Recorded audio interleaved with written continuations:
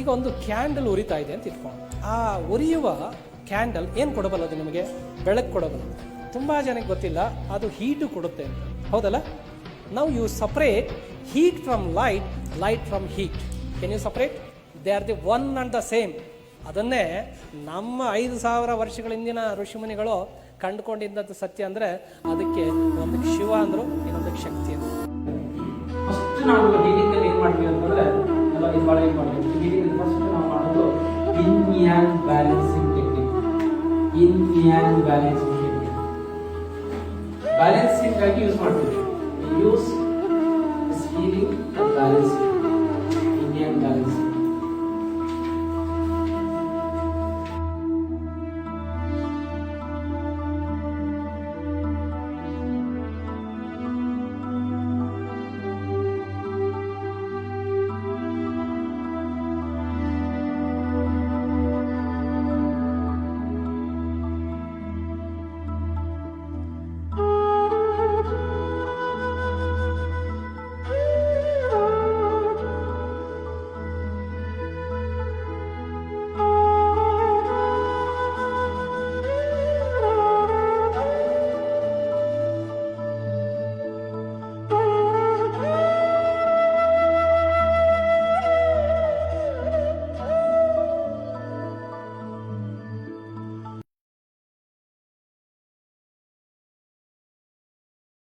ಮನಸ್ಸಿನ ಪರಿಶುದ್ಧ ಭಾಗವೇ ಆತ್ಮ, ಆತ್ಮದ ಅಪರಿಶುದ್ಧ ಭಾಗವೇ ಮನಸ್ಸು. ಮನುಷ್ಯನ ದೇಹದ ನಾಶದೊಂದಿಗೆ ಅವನ ಸರ್ವಸ್ವವೂ ನಾಶವಾಗುವುದಿಲ್ಲ.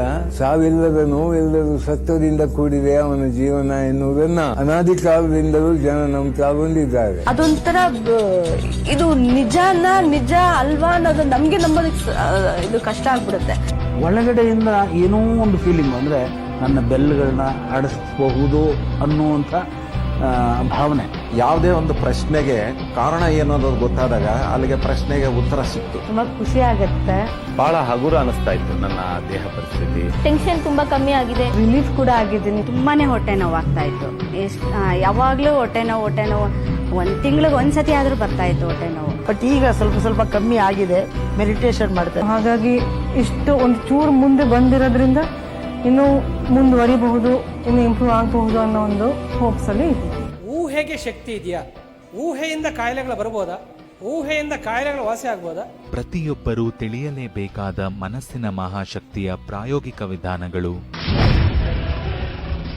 What exactly is hypnosis? Activating the subconscious mind, bypassing conscious analytical mind and working with the subconscious mind.